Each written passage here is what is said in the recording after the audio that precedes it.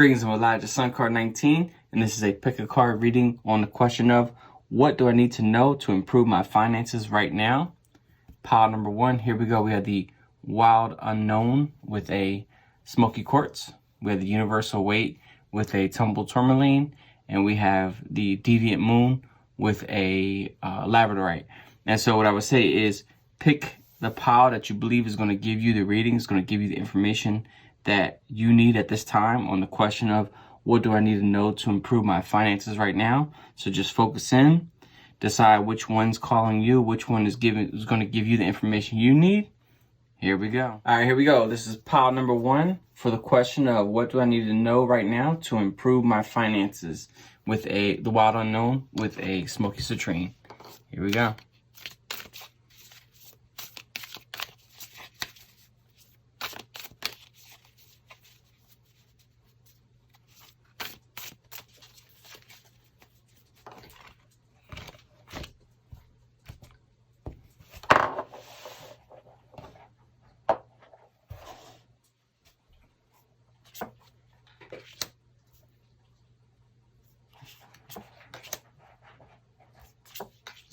Up first, here we have the High Priestess, followed by the Judgment card reversed, followed by the Devil card reversed. To me, the High Priestess is about the inward journey. And so this is, to me, it has a lot to do with evaluating the idea of what does money mean to you? What is its purpose in your life? Is it a means to an end? Is it keeping score? Is it a chance for freedom? Is it the root of all evil? So some people have a lot of different ideas of what money represents to them and what it really means and how it applies to their life. Like, some people want a lot of money and then they feel guilty about it. Or some people feel like, oh, well, I should give all my money away and just sort of live off the street like a peasant of some sort. So there's a lot of religious ideas in terms of what our money represents and what it is to us. So the High Priestess, to me, represents the inventory of what does money mean to you. And so part of improving your finances is understanding your role with money. Like, how do you feel guilty when you get a lot of money? Do you always feel have to share your money? Do you like to talk about money? Is it a taboo subject? Is it something you like to talk about? Is it something you don't like to talk about? Is it something that makes you happy or excited? Or is it something that makes you feel guilty or makes you feel like mean of some sort? Like, the more money you have, the less someone else has. And so, this is the idea of, do you believe in an abundant universe? Do you believe that there's enough for everybody, or there's more than enough for everybody? There's plenty. And so that's the big inventory here is the High Priestess says, in order for you to improve your finances, first you need to understand your finances. Well, what do they mean to you? Like, are you, like, some people really have a lot of self-sabotaging beliefs. They're like, oh, well, money is evil anyway. Like, I don't want it. Money's bad, or only bad people like money. And they sort of they hold themselves in this position where they sort of lock themselves in a place where they get stuck. They get so tight around money that they don't even want to talk about it. They don't want to learn about it. It becomes taboo. So what I would say to this middle card, or I say to you based on this card, is let's do an inventory of your beliefs. Let's see, what do you believe about money and what does it mean to you? Which leads us here to the Judgment card reverse. And to me, is that's like the whole guilt thing, even with this Devil card reverse. I just get this big guilt thing about money, where it's like, if you have money, or like capitalism is evil, or you don't want to be rich because it's bad, and somehow you don't want to have money. And so part of these beliefs are blocking you. The thing is, you can have a lot of money and be super generous. You can have a lot of money and give a lot of it away. And so it's like, there's no rule on how much money you have to give away, or you can't give money away and still be rich, or just be financially abundant, or just be doing a little bit better than you are. So how do you improve your finances without feeling guilty? How do you improve your finances, even the sense of feeling guilty about even working more or doing some different projects? How do you improve your finances and not,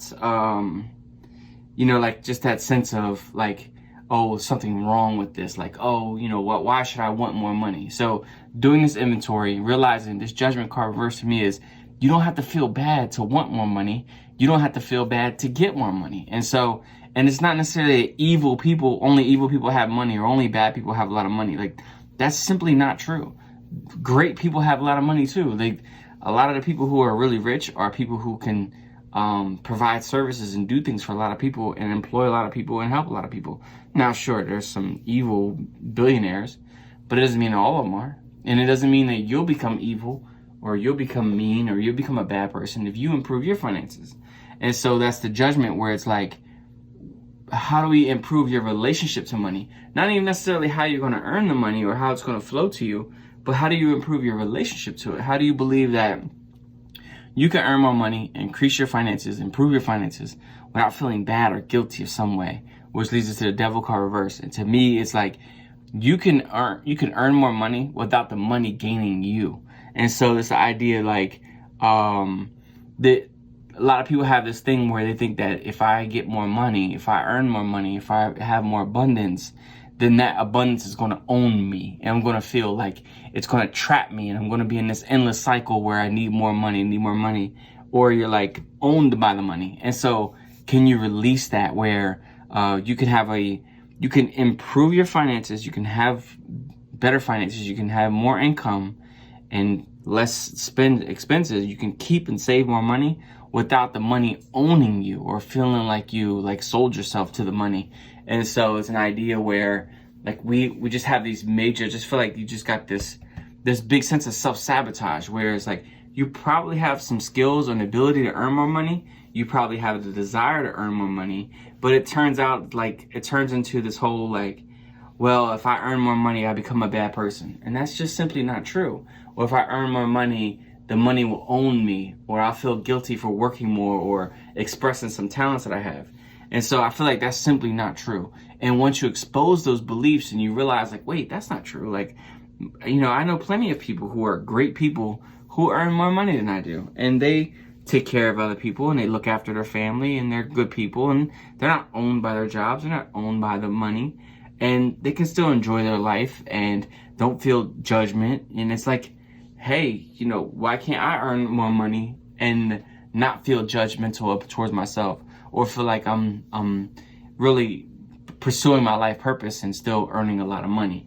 And so once you check your inventory, once you check your personal beliefs in terms of finances, I feel like once you remove that judgment and you say, all right, listen, my personal beliefs towards finances were, you know, more money was worse, more money, more problems, or, you know, I have to do bad things to earn more money, or it's wrong to want more money. Once you release those beliefs and those fears, and you release the judgment that wanting more money to take care of your family, to take care of yourself, to have nice things, that's okay. There's nothing wrong with that. You can release that guilt, that sense of judgment, and this sense of the money is going to own you, or you have to be a bad person to get the money.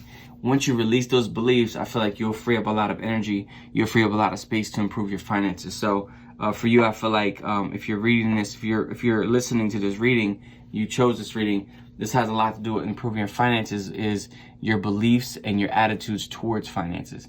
And once you can free yourself up and lighten yourself up a little bit and just sort of release some false beliefs or false narratives or some fear things, some things you're maybe afraid of, once you release them and lighten up and say, you know what, that's not true, and you find some counter examples in your life where there's some great people who have a high income and they take care of other people and it doesn't necessarily correlate to you being a bad person, once you can release that and let go of that, I feel like you'll put yourself in a better position to improve your finances. So this is big about beliefs, doing the inner work, the inner behaviors, the inner definitions in yourself that you believe in.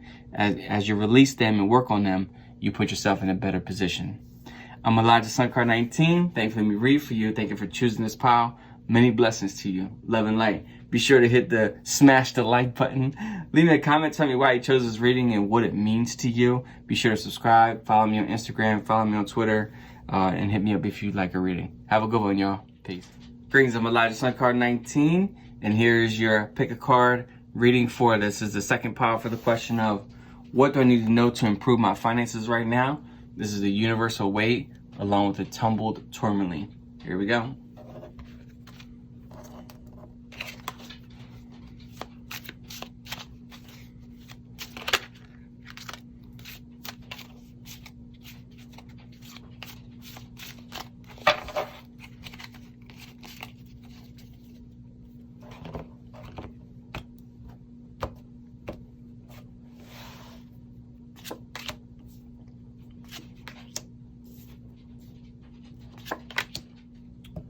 Okay, so while shuffling, we had the Five of Cups jumped out. So to me, that's called a jumper or a signifier card. And so to me, that sort of gives a foreshadowing for the reading. The Five of Cups to me represents loss and dealing with grief and just sort of a general sense of worry and a general sense of fear and not, it's like uncertainty. And so lead that into here with the Ace of Pentacles reversed. To me, that's a blockage for your finances. And so this may be like a holding pattern where you feel like you've been trying new things and doing new things and trying to get new things and like you've been wanting things and trying things, but not seeing a lot of results. So, and it's like you're starting to get worried, like, wait, I'm doing these things, I'm doing everything right, I'm trying this, I'm trying that, and it's not working. It's sort of a cycle of some sort that's not clicking for whatever reason. So this Ace of Pentacles is like a blocked blessing. And I'm like, it's like, well, are you worried because the blessing is blocked, or is the blessing blocked because you're worried? And so that's sort of a chicken and egg thing, but it's a big deal here, which leads us to the Nine of Cups. And the Nine of Cups is a big wish card. And it's a card that has a lot to do with fulfillment. And it's a wanting to be fulfilled, but sort of not getting it. I feel like there's a longing for fulfillment. And this Queen of Pentacles, she sort of has that same idea, a longing. She wants something. She is willing to work hard, but she doesn't quite know what to do. And so I get this sense where it's like, you're ready and willing, but you just don't know what direction to pick or which direction to go. And so to me, the work starts here with this Five of Cups in terms of improving your finances, has a lot to do with improving hope and improving your outlook. And so if you are in a situation where you may have been lost, or you had some grief, or you had some things to worry about, or you may have experienced some hardship, that doesn't necessarily mean that you have to carry that forward. You don't always have to live in that place or live in that energy. And so what I would say is, can you find ways to lighten up on a daily basis? Can you find a gratitude journal? Can you find things to be grateful for, and find things to prove to yourself that, you know what, all is not lost, all is not failed, it's not over per se. So this Five of Cups needs some proof. It needs some examples where it's like, hey, everything's not bad. I have this going for me. This went well. I have this skill. Like, it just sort of needs to flow the energy a little bit and say, well, you know what? I do have examples of, hey, this, I did this right. This went well. I did this. It just sort of flows a little bit just to sort of prime the pump towards a positive outlook on life. So that Five of Cups needs a lot of reminders that you do have a skill set. You do have hope. You do have ambition. There are some things that not only do you know, but there's some other skills that you can learn and you can take advantage of opportunities. So you may look around you and say, in my immediate environment, with the people I know, or just sort of with my current set of connections, what are the options I have right now? And I don't need to see the whole mountain, but I can see the first step. And so, well, I know this person, I know that person, I can start doing X, Y, Z. And it's about picking up the tools that are right in front of you, picking up the skills that you already have and starting to apply them, knowing that if you apply them properly and, with patience and perseverance, as you apply your skill set, then you can make connections and improve, and you can constantly move and work towards a goal or work towards a direction. And this Five of Cups is like in a standstill. He's like, oh man, like things aren't quite working out for me. There's some stumbling blocks. I can see where things have gone wrong, but the blessings are like sort of hidden a little bit. And he's got to take action. He's got to move in order to get to those blessings, to sort of see things happen. So nothing happens until the Five moves. This Ace of Pentacles will stay blocked until the Five decides to take action. And so my question for you is, what options do you have available to you right now? What skills do you have? What books can you read? What people can you interview? What courses can you take? Like, what is within your immediate vicinity? What is within your current range and your current skill set that you can start chipping away at and start improving? So improving your finances, to me, is a lot about action, and it's about action over worry. This Five of Cups will worry itself forever, but the Five of Cups will only really be settled through action, through things happening, through behaviors. And this Five has to see a little bit of evidence. So this sort of the Ace of Pentacles reversed has to flip upside down before the 5 really gets going. And this person wants to see evidence before the work.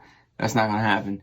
You're going to have to do the work first to sort of get the evidence. But this 5, once this 5 sees some results and starts to see the ball moving a little bit, he's all in. So it just sort of takes a little bit of faith, and then that'll be followed up by a lot of action. So this is sort of wanting to see it first, but this is like, no. Got to do the work first, and then you'll see it, which leads us to the Ace of Pentacles reverse. The 5 of Cups, and you have to believe that if you take some action, if you take some steps, if you take some blind faith and push forward, that there will be some results. Like, you don't have to wait years and years to get some results. You will see some immediate changes or immediate some feedback from the system. So the 5 needs to take action, see some results. Take action, see some results. And sort of snowball that effect towards some really big goal. Now, this 5 needs a big goal. For you, I would say you need a big goal.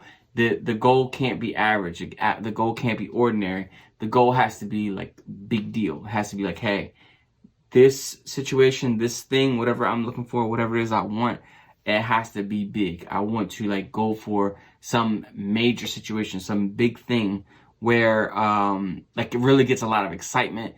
It's like, man, like imagine if this thing, this huge thing came to fruition. And so this 5, part of this sort of dilemma is some things have fallen, some things haven't worked, but part of that is that the plans weren't big enough. And so this 9 says, listen, we need big plans. We need something major to work towards. We need a huge goal. That goal could be getting out of debt in 2 years. That goal could be starting a business. That goal could be starting a new job. That goal could be whatever, but it needs a big target to move towards. And it needs like steps. Like once you have the big target, it's like, well, what are 3 or 4 steps that can get me moving? I may not know all the steps, but I can maybe map out 3 of them to get me moving in the right direction. So this 5 is going to be, right the situation through action and a big goal. And then it leads us to the Queen of Pentacles. She's about daily action. She's a grinder. She's going to do the work every day. She's not taking a lot of days off. She's about habits and behaviors every single day. And she'll grind. She'll do whatever she has to do once she has a lofty goal and a direction. So the Queen is about daily action. Don't do something every Saturday. Don't do something twice a week. Do a little bit every day. 15, 20 minutes. Whatever the skill is, whatever the new behavior is, the new acquisition, whatever this thing is that you're working on, that you're going to build and sort of work on and get that feedback, a little bit more time, a little bit more energy, whatever that is, it has to be every day. It can't be twice a week. It can't be 3 times a week. It's got to be every day. It's got about learning, summarizing, improving, trying, listening, whatever. The Queen has to try and do something every day. So it may not always be work per se. It may not always be output. Some days are input. Some days are learning days. Some days are product days. Some days are productivity days. But she's got to do something every day. She's a constant grinder. She likes habits, routines. She likes to do something all the time. So to sum this reading up, what I would say is, what do I need to know to improve my finances right now? A big deal is having some blind faith to get the ball rolling, have a huge goal, and then proceed with daily behavior, okay? It takes action. Action over plans, action over wants and needs, actions over hopes and wishes. But the action does definitely create a feedback loop. So the more action you take, the more faith you can have. The more action you take, the more results you can see. And it has to be a daily behavior, a daily grind. So pick a goal, pick something big, work towards it, and always do the course correct. Like, am I moving towards it or away from it? Towards it, away from it. And keep doing behaviors that move you towards this lofty goal. But if the goal is not big enough, then it's sort of you can get in a rut and be like, I don't really want to do this. But if the goal is really big enough, you'll continue to work towards it, especially on a daily basis. I'm Elijah Suncard 19. Thank you for choosing this reading. Thank you for being here and allowing me to read for you. Many blessings to you. Love and light. This was pile number 2 with the tumble tourmaline for the question of what do I need to know to improve my finances right now. Be sure to smash the like button. Leave me a comment. Tell me why you chose this reading, what it means to you, how it applies to your life. Be sure to subscribe to the channel. Be sure to follow me on Twitter, follow me on Instagram, and check the links in the description if you ever want a reading. Have a good one, y'all. Peace. Greetings, I'm Elijah Sun Card 19, and this is a pick-a-pile reading for the question of what do I need to know to improve my finances right now? This is pile number 3 with the Deviant Moon Tarot deck and Labradorite. Here we go.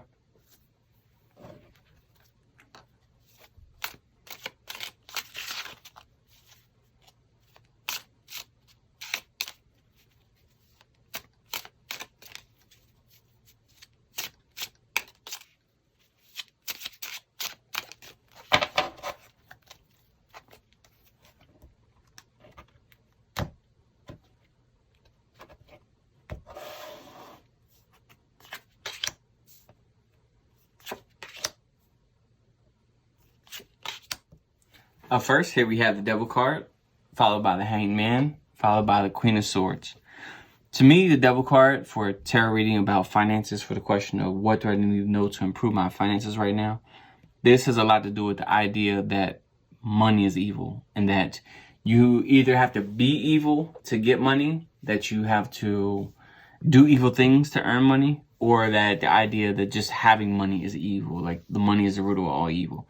And it's sort of a weird paradox, because you need money to feed your family, which is something that, or feed yourself and feed your family, which is something that is a very noble thing. But then there's also the stigma of, well, money's bad. It was like, but feeding your family is not bad, but money's bad. So it's kind of a strange paradox, because you have to use something bad to get something good.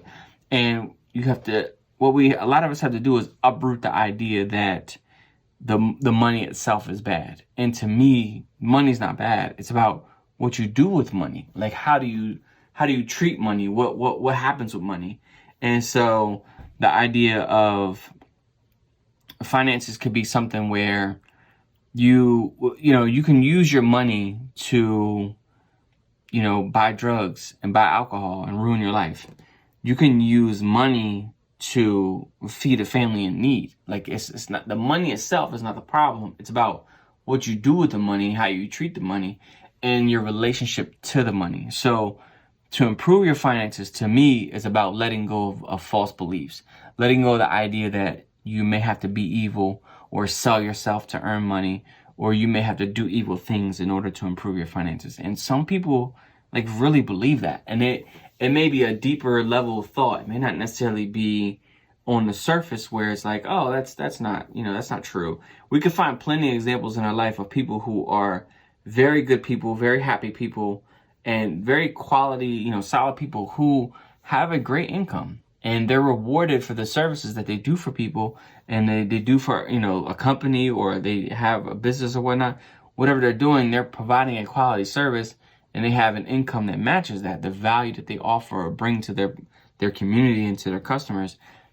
There's no big deal. And it's easy to think about like movies and scenarios where the bad person has all the money. And it doesn't have to be that way. And so what I say to this card, and what I say to people when I'm doing a financial reading and this card comes up, it has a lot to do with the thought pattern. Like, if I have a certain level of money, like, you're already at a certain financial status. But if I improve, then somehow that's bad. Like, I have to be a bad, sneaky person to improve my finances. But in truth, it's about, this card has a lot to do with you don't have to be sneaky or be a bad person. Like, you could be a good person and improve your finances, which leads us to the Hanged Man. And this is sort of a card that's a lot to do with the beliefs that someone else is responsible for your finances. Like, it's someone else's problem. And the Hanged Man, to me, is like waiting for someone else to improve your situation. And so once you've uprooted the belief that the money may be wrong or bad or somehow, the Hanged Man, to me, is about taking action, saying, you know what things can I do to prove to myself that I can be a great person and I can have more finances, I can have more money. And there's nothing wrong with wanting more money, as long as you always have a proper relationship to the money, and as long as you're in a situation where you use the money to take care of yourself, take care of your family, reduce debt, and things like that, where you're not like spending it or like it doesn't own you. And so the Hanged Man says you got to take some action. The money itself is not just going to show up on a doorstep.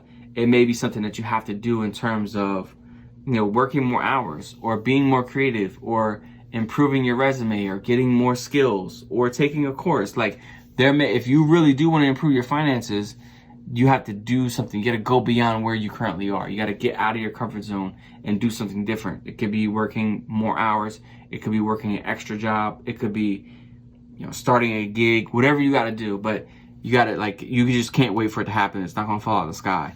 Which leads us to the Queen of Swords.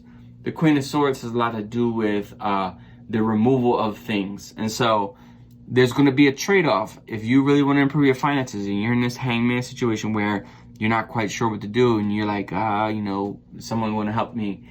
This is a trade-off with the Queen of Swords where it's like, I have to trade something. I have to trade some habit or behavior, something I enjoy doing or something I don't, something I like to do. I'm going to have to trade something in order to improve my finances. So maybe you're in a bowling league, just for example, and you go bowling 3 nights a week. Well, that could be 9-10 hours that could be applied towards earning more income, and it could be applied towards saving money. And so there's going to be some trade-offs. And what things in your current schedule, what things in your current behaviors are you willing to trade? Are you willing to trade a habit or a hobby or a nap or whatever the case may be? You already have something in that time slot because you're already using all of your time every week, and something's in that time slot. What are you willing to trade? Are you willing to trade the nightly TV shows, or are you willing to trade some sort of downtime that you have where you're like, well, I like to relax and read a book every night? Well, it's like, okay, that's great. There's nothing wrong with that. But if you want to improve your finances, you may need to do something different with that time. So how much time are you willing to sacrifice? Are you willing to sacrifice an hour a day? 2 hours a day? Whatever it is towards sort of uprooting your beliefs and trying some new habits and behaviors, learning something new, doing something differently, and then swapping out your time. And so becoming more efficient with your time. You may not be able to, you might like to go to the gym, but instead of 90 minutes, you might get 60 minutes, whatever the case may be. Instead of watching 2 TV shows a night, you might get to watch 1. Or maybe going out to eat, you might go 3 times a week. You might be able to go once a week. And it's the removal of extra things, the removal of what we call superfluities or superfluous things that they're nice to have, they're cool, but you may have too much of them. So if you whatever it is, whatever your free time is, whatever you do with your 8 hours between work and sleep, whatever you do with that extra chunk of time, it may be something that you enjoy doing, but there's got to be a swap out and a sacrifice. Now, you got to really enjoy whatever it is that you want to do. Like if you're trying to do some new habits and behaviors that are going to earn you more finances, my advice to you is to enjoy it. Do something you want to do. Don't go digging trees up or whatever if that's not something you really want to do, or go cut lawns if that's something you're completely not interested in. But if it's something where it's like, hey, I really like to create logos and do graphic design, or whatever it is, whatever your thing is, if you really want to do it, then it's worth sacrificing the time, because the last thing you want to do is trade out something you enjoy doing. That's relaxing, it's downtime, it's worth your time. It's something that you like to do for something you don't like to do. That's really going to be annoying. That's a quick way to failure. But if you could swap out something you're currently doing for something you're like, hey, I like bowling, or I like, whatever I like to do on Tuesday nights for 2 hours, that's fun, but earning an extra 15 or 20 grand doing applying some skill to help people, that's even more fun. I'm willing to make that trade. And so, whatever your skill set is, you might have some skills where it could be accounting, it could be an artistic endeavor, it could be building of some sort, it could be plumbing. You might have some skills that are highly marketable, that are useful to people, but you got to spend the time getting it out to them and, find some way. Maybe it's something on Craigslist, maybe it's something on the internet, whatever it is. You have some skills and you develop them skills, you make them better, you improve your marketing, then you spend that time removing things that are extra from your life to work on to get a chance to work on the new thing, whatever it is. So maybe it's something where you build an online course of some sort on some skill set you have. Whatever you got to do, whatever you're interested in, it's going to take a sacrifice. You got to let go of the beliefs that somehow that's wrong or bad for you, and then start to sacrifice the time and sacrifice the behavior so that you have a chance to develop and market and use and and provide these skills for somebody. That way you can improve your finances and, whatever that brings to you. I hope that it's an opportunity to provide for your family, an opportunity for you to pay off debt, an opportunity for you to live more comfortably and feel like you've done more for somebody versus where you're at currently. I'm Elijah Sunkar 19. Thankfully, let me read for you. This was pile number 3 for the question of what do I need to know to improve my finances right now? Be sure to smash the like button, leave me a comment, tell me why you chose this reading and how it applies to your life. Be sure to subscribe to the channel. Make sure you follow me on Twitter, follow me on Instagram, and check the description in the video if you want a reading. Have a good one, y'all. Peace.